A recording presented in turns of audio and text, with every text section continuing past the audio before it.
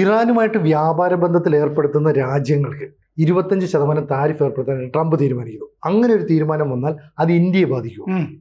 ഇത് ട്രംപിന്റെ പുതിയ പ്രഖ്യാപനമാണ്. ഇറാനുമായി കച്ചവടമുള്ള രാജ്യങ്ങൾക്ക് 25% എന്ന് ട്രൂത്ത് സോഷ്യലിൽ അദ്ദേഹം പ്രഖ്യാപിച്ചിട്ടുണ്ട്. പക്ഷെ രാജ്യങ്ങളുടെ പേര് പറഞ്ഞില്ല. പ്രധാനമായും ഇറാനുമായി കച്ചവടം നടത്തുന്ന രാജ്യങ്ങളിൽ ഇന്ത്യയും പെടും.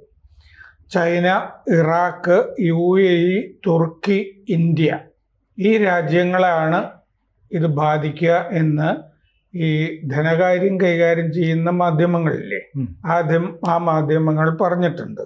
അപ്പോൾ അതിൽ ഇന്ത്യയും പെടും. ചൈന, ഇറാഖ്, UAE, തുർക്കി, ഇന്ത്യ.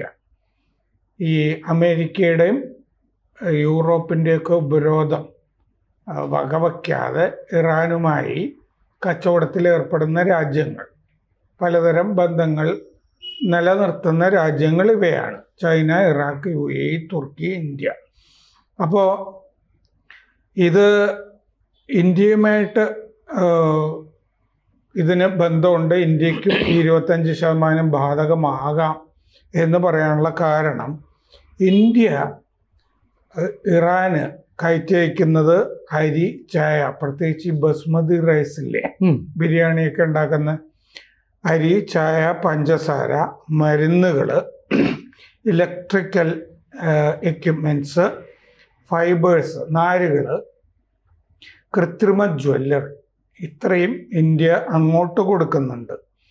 ഇറക്കുമതി ചെയ്യുന്നത് ഇന്ത്യ ഡ്രൈ ഫ്രൂട്ട്സ്, ഉണക്ക പഴങ്ങൾ, രാസവസ്തുക്കൾ, ഗ്ലാസ് വെയർ, ഗ്ലാസ് കൊണ്ടുണ്ടാക്കിയ ഉപകരണങ്ങൾ, ഈ ഇരുമ്പ് അയിരൊക്കെ ഉണ്ടല്ലോ, മിനറൽസ്, അത്, പഴം, പെട്രോളിയം ഉൽപ്പന്നങ്ങൾ, ഇതൊക്കെ ഇറക്കുമതി ചെയ്യുന്നുണ്ട് നമുക്ക് ഈ ചാബഹാർ പോർട്ട് നമ്മൾ വികസിപ്പിച്ചുകൊണ്ടിരിക്കുകയാണ് ഇറാനിലെ.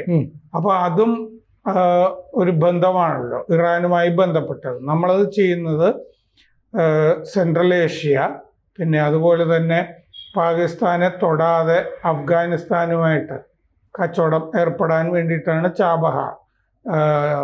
അഫ്ഗാനിസ്ഥാന് കടലില്ല, ലാൻഡ് മാത്രമേ ഉള്ളൂ, ലാൻഡ് ലോക്ക്ഡ്.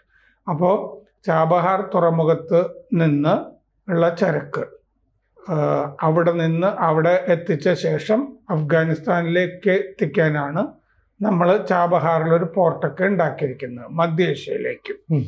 അപ്പോൾ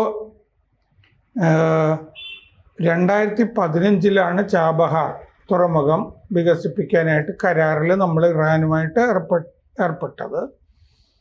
1950 മാർച്ചിൽ സൗഹൃദ കരാർ ഇറാനുമായിട്ട് ഇന്ത്യ ഉണ്ടാക്കിയിട്ടുണ്ട്, നെഹ്റുവിൻ്റെ കാലത്ത്. അത് കഴിഞ്ഞ് വാജ്പേയി 2001 വളരെ വർഷത്തിന് ശേഷം ഇറാനിലേക്ക് പോയി.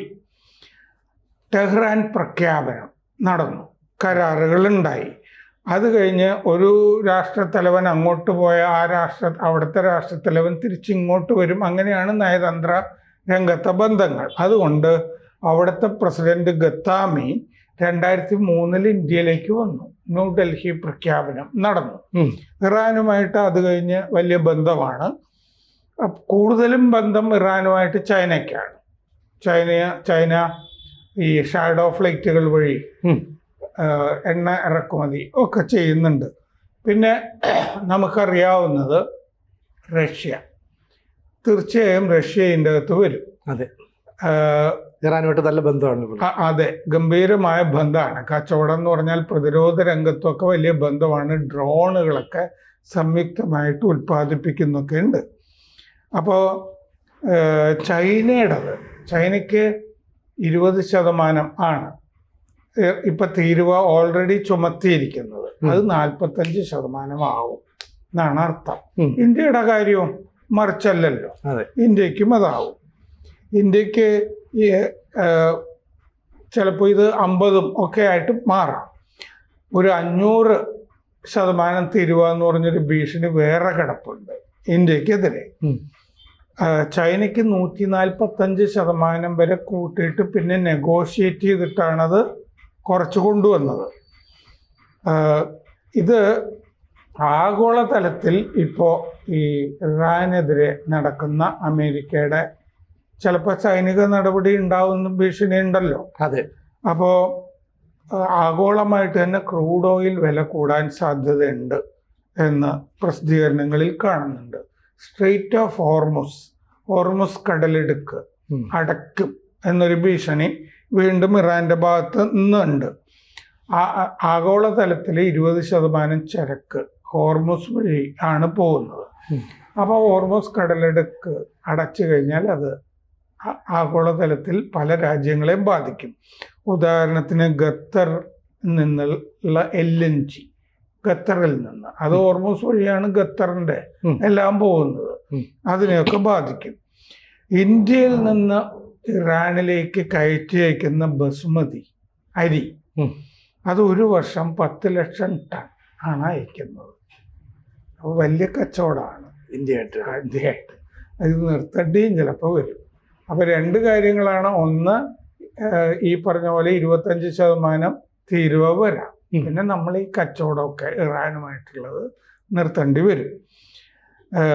പഞ്ചാബ്, ഹരിയാന അവിടെയുള്ള കർഷകരെ അത് സാരമായി ബാധിക്കും, ബസുമതി കർഷകരെ.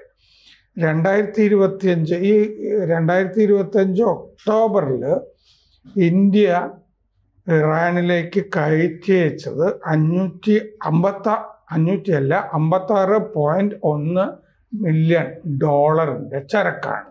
എന്ന് പറയുമ്പോൾ 505 കോടി രൂപ ഒരു മാസം.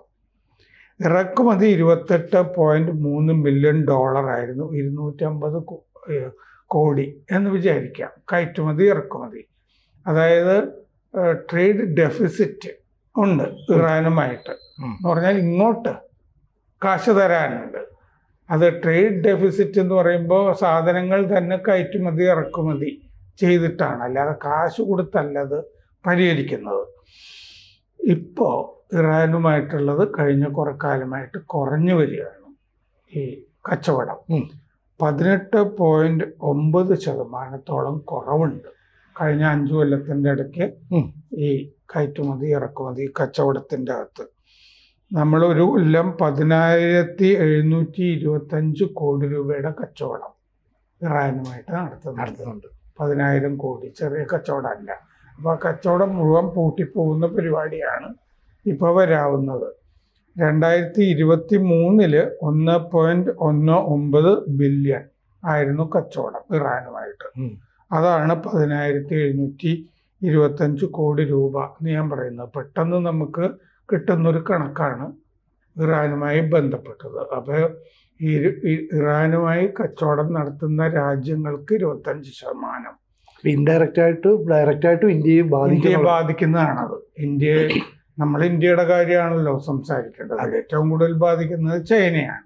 അത് ചൈന, അതുപോലെ പിന്നെ റഷ്യയും ബാധിക്കും, തുർക്കി, UAE ഒക്കെ ബാധിക്കും. പക്ഷെ ഇന്ത്യയെ സാമാന്യം നന്നായിട്ട് ബാധിക്കും. പ്രേക്ഷകരോട് ഒരു അഭ്യർത്ഥനയുണ്ട്. ABC-ക്ക് ഒരു ഹിന്ദി ചാനൽ കൂടിയുണ്ട്. അത് കേരളത്തിന് മാത്രമല്ല, ABC ഭാരതത്തിന് തന്നെ ഒരു ജാലകമാകണം എന്ന ആഗ്രഹത്തിൽ നമ്മൾ കുറച്ചു കാലമായി ഈ ഹിന്ദി ചാനൽ തുടങ്ങിയിട്ട് നന്നായിട്ട് പോകുന്നു. അതും സബ്സ്ക്രൈബ് ചെയ്യുക.